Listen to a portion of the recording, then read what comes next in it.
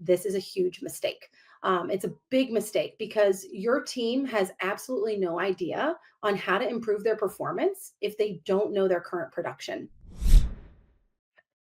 In this conversation with Katie Lauver, who is Chief Revenue Officer at GPN, we talk about how you can use dashboarding and metrics, and specifically our sponsor, Edge Pro's metrics, as they lead the eye care industry in helping us understand how to run our businesses. And Katie has a history of running practices in optometry through the opticianry section. She has skill sets that are beyond what most of us have in our practices. And she now gives practices guidance on how to do this right.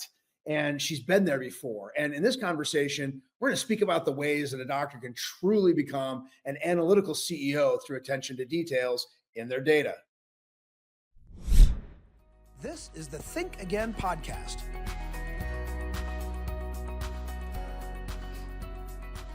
So I'd love to hear about how you've leveraged your historical role as being an optician into where you are today at GPN.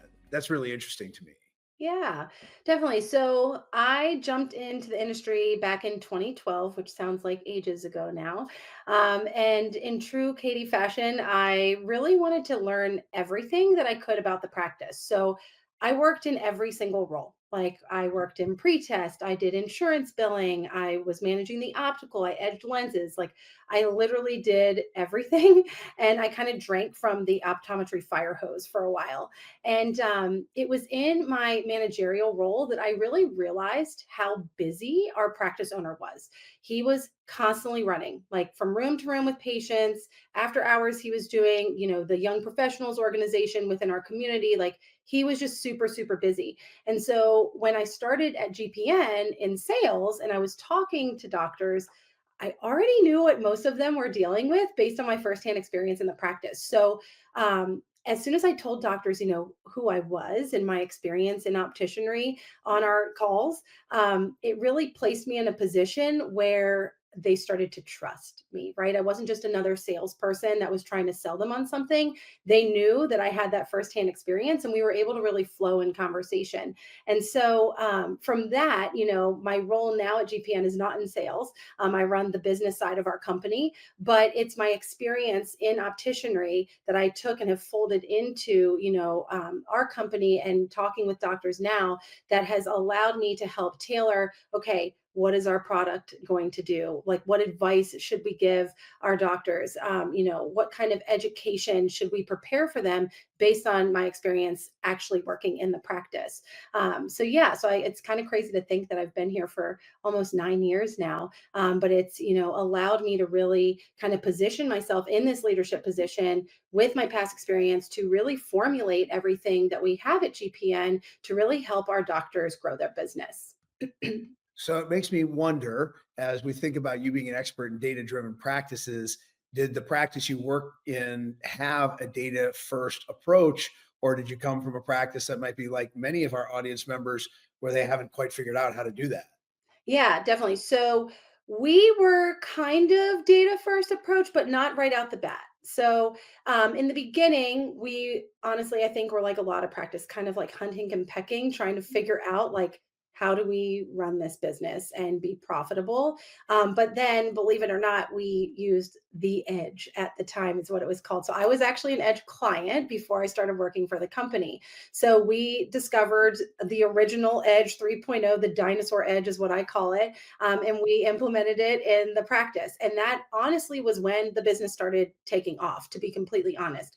And I swear that's not like a sales plug there. It's the truth. And it was because it was the first time that we were able to actually see what we were doing in the business. We could actually see our metrics. We could see, okay, here's our revenue. Here's how the staff are performing. Here's what's going on. So we had this kind of, outline on what we needed to do in the practice in order to increase revenue. So yeah, we didn't start out with metrics, but then we discovered the importance of it. And as soon as we pushed that go button and started utilizing it, yeah, it was game over after that. I mean, I know you carry an opinion that those doctors that run eye care businesses today can end up in paralysis by analysis. I know in my practice days, we had the same 6 metrics not fed off a dashboard. We made somebody in the practice go dive into the practice management software to get data. I don't know how well they analyzed it or grabbed it. Is our doctors just not working smartly, or what is the reason you think that we get into paralysis by analysis mode? Yeah. So I think really what it comes down to is that ECPs get stuck in this kind of sense of when it comes to looking at their practice metrics, they don't know where to start. It's exactly what I just explained about our practice. When I was in the practice, we didn't know where to start. Metrics can be very overwhelming, and so people don't know, what do I even look at? Like if I'm looking at just PMS reports, or if I have something like Edge Pro in my practice, where do I start? What do I look at? What's important? And then it's that secondary part of, they don't have the time to actually sit and digest it. They don't have the time to learn about, what these metrics are actually telling them. So looking at a bunch of numbers on a screen, like I said, it can just feel really overwhelming. And most people, once they see the numbers, they just don't know how to implement change. So they get paralyzed, with the thought of making major moves in their practice to increase revenue, because they truly don't know what to do. They don't have that coaching, or maybe they're not working with a consultant or with an alliance that offers consulting, and they just don't know what to do. So they become paralyzed. That makes all the sense in the world. We're going to get to talking about some very important data to look at. So, audience, hang on. But first, I want to talk about the doctor that is, wanting to truly run their business from the crow's nest, being the CEO of the business. How should they make time for it? Because you make a good point that we're running 1,000 different directions. What is the secret to getting started on actually partitioning their business, their mind, however it is, their team, to start looking at the data and making plans around it? Yeah. So my biggest recommendation is to delegate the reporting to a team member. Honestly speaking, again, from my own personal experience, managers want to feel included in the business. They want to step into their leadership power. And often I hear from doctors when I'm telling them this, they say, I don't want to share my practice metrics with my staff. It's a Right. big no-no for me. I don't want to show them, how much revenue the practice is bringing in, because then they're going to ask me for a raise. They're going to expect me, to pay them more or incentivize them, etc. And I have told so many doctors that, in my opinion, this is a huge mistake. It's a big mistake, because your team has absolutely no idea on how to improve their performance if they don't know their current production. And your manager has no idea how to manage your team and the business itself to get it to actually be successful and perform for you if they can't see the overall practice metrics. So, we spend this time seeking out talent, and we hire our managers for a reason. You hire somebody because you see that they have potential in helping you to organize and build your business. So you have to trust yourself that you've made a good decision, and then actually empower them to support you.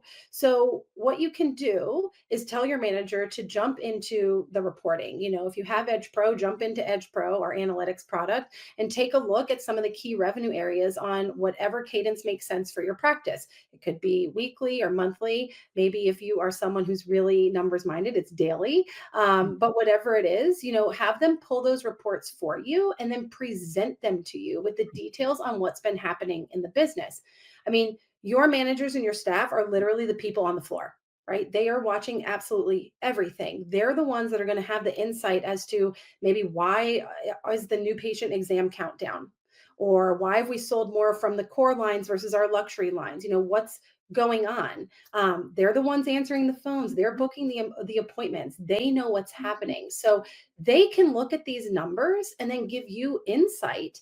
And you can also empower them to take it a step further and actually calculate out, goals for the practice based on the data that they have. So, look at your current capture rate. What can we calculate to set a goal for next month, et cetera.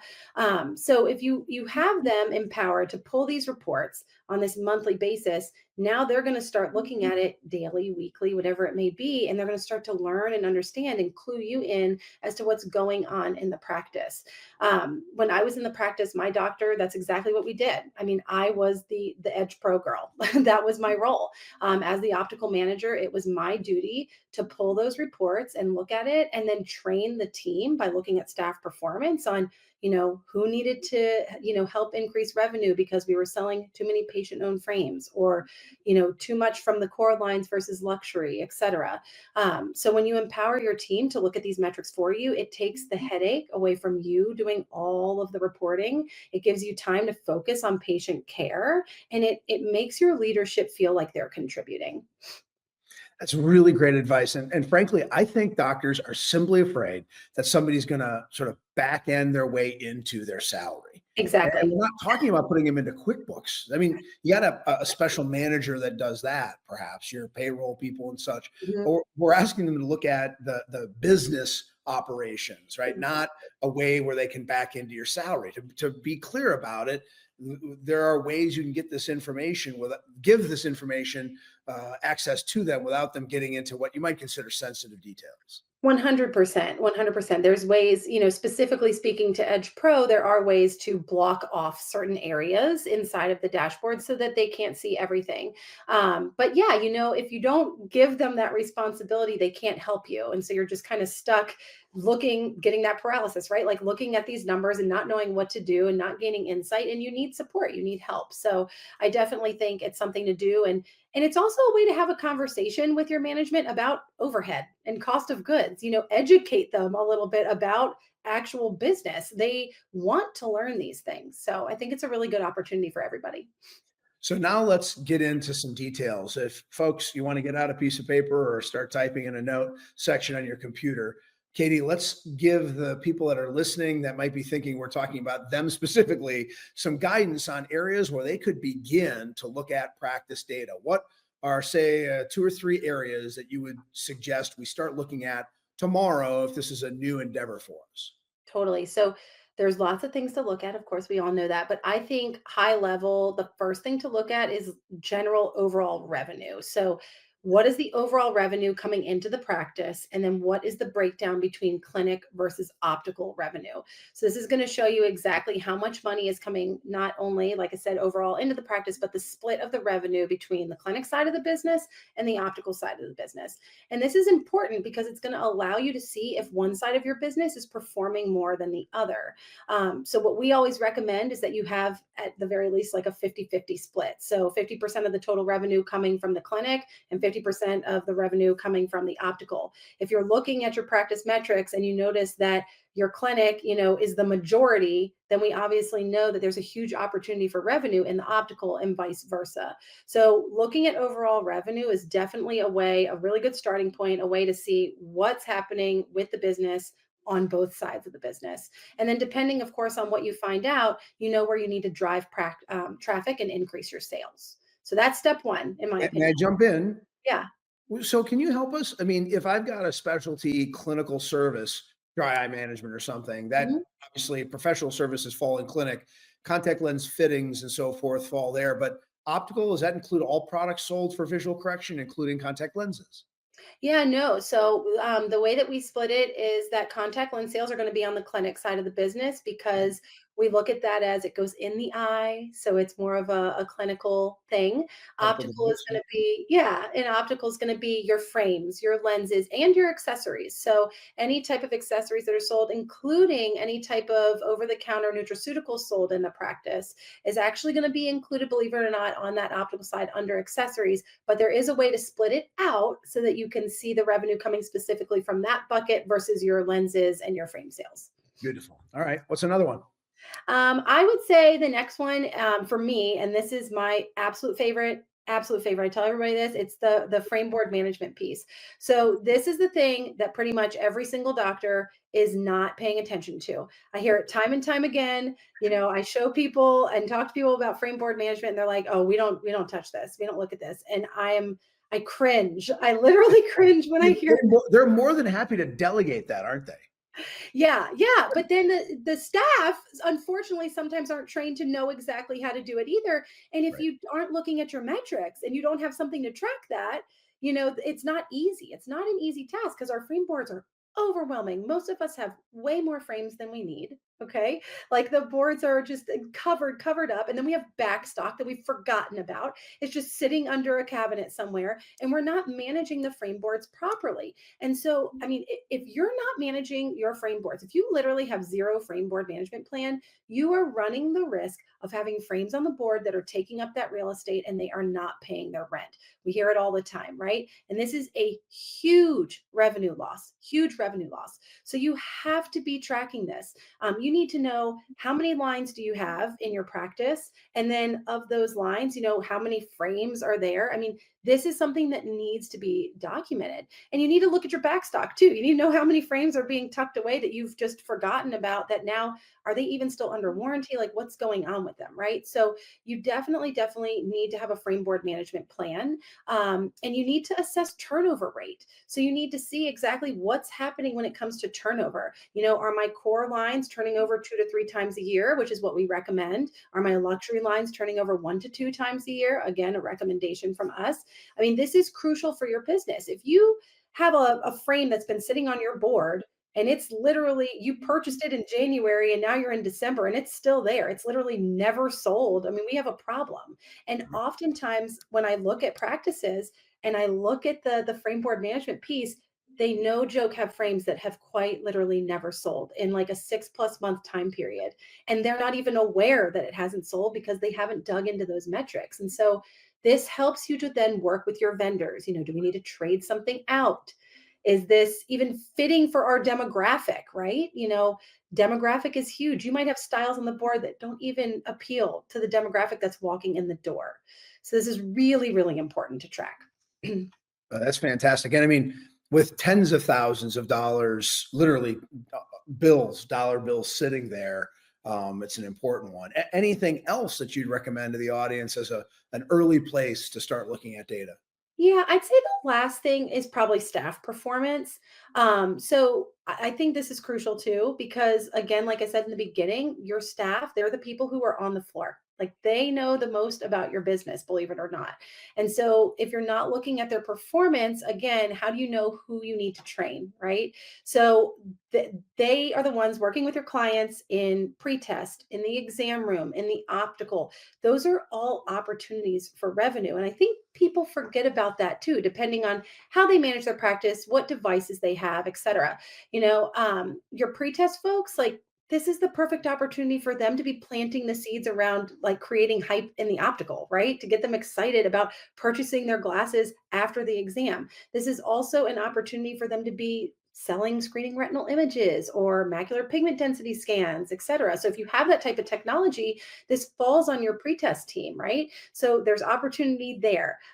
There's opportunity for your scribes or your super techs in the exam room, to again continue that optical conversation to hype people up to go and get their glasses. But also, are we talking about being evaluated for dry eye? Things like that. So there's always opportunities with the staff to find and plant, little nuggets, little sales seeds, if you will. And then your opticians, of course, are the big closers, right? Like they're the ones that are on the floor in the optical, and we want them to close multiple pair sales in addition to the sunglasses too. I say get them 2 pairs plus suns. You want 3 pairs walking out the door. So if you're not evaluating your staff's performance, you're not seeing, okay, how are we doing with retinal images, screening retinal images? How are we doing with our dry eye business? How are we doing with our optical sales? If you're not looking at the performance and seeing what they're doing, you have no idea where you can increase revenue and what type of money is being left on the table because your staff aren't trained to have the right conversation with patients to make them feel confident and comfortable purchasing. And honestly, folks, when I listen to this, I think in all of these areas, the most important part of this is if you're going to budget for growth, you actually have to take a measurement first before you can change something. Exactly. And so I think we sometimes just say, well, let's do more of something as opposed to what is the candidacy of the patients that we have coming in the door, because you have to build your goals relative to those people you're selling to. I think it's really genius. That's very wise. Thank you, Katie. Yeah. Yeah. Um, I want to just kind of go add one more thing, and that is, I mean, obviously, GPN is the podcast sponsor, and they are known in the market for the Edge Pro dashboard and how it gives practice data and analytics. But please tell us how they can leverage your company's assets to make changes, true transformations to the way they lead their businesses. Yeah. So, of course, I love our product. But like I said earlier, I speak from actual experience. I literally used this product in two practices that I worked in, and it really was a game changer for us. I mean, we increased our revenue by 35% in one of the practices that I worked in. And that happened when we started monitoring our metrics. No exaggeration. And to what you just said before, it's like, you don't know what you don't know. If you're not looking at metrics, how do you know how you're going to be able to grow, right? Data creates transparency so that you can actually make informed decisions about your business. And that's what our software does. It's going to show you those major revenue increasing areas in your business very quickly and easily. I mean, you can see what your net revenue is. You can take a look at missed opportunities for growth, and you can start to really understand how much money you're leaving on the table in your optical and on the clinic side of your business as well. I mean, it allows you to look at your CPT code utilization and, like I was saying, your staff performance. And of course, my personal favorite, your frame board management, which everybody needs to plug into. So it really is a wonderful software to help you very easily see your metrics. And the other thing that it includes is benchmarking. And I think this is really important because it will help you to set goals for yourself by looking at how you rank up, to other users. So it just takes the headache out of reporting. So, in my opinion, everybody needs it, of course. But in general, everybody needs some form of metric management. And this tool will do that. And secondly, to all of that with the platform is that we also have a wonderful community, an educational community too, to help guide doctors on what they should do in the practice. So most of our team have worked in a practice before. We have, ODs on staff, we have CPOs on staff, ABO certified team members. So a lot of us have practice experience. And so when you ask us questions about, well, what does this number mean? What am I supposed to do? We will show you low hanging fruit in your practice, and we will help you and guide you on exactly what you need to do, even down to like what you can say to your staff to help train them to have those better conversations with your patients. Fantastic guidance. Katie Lauver, thank you for being my guest on Of today's Thinking Again course. Thanks podcast. for having me. That's it for today's Thinking Again podcast, brought to you by GPN Visions, a peer to peer learning community to help grow your eye care business.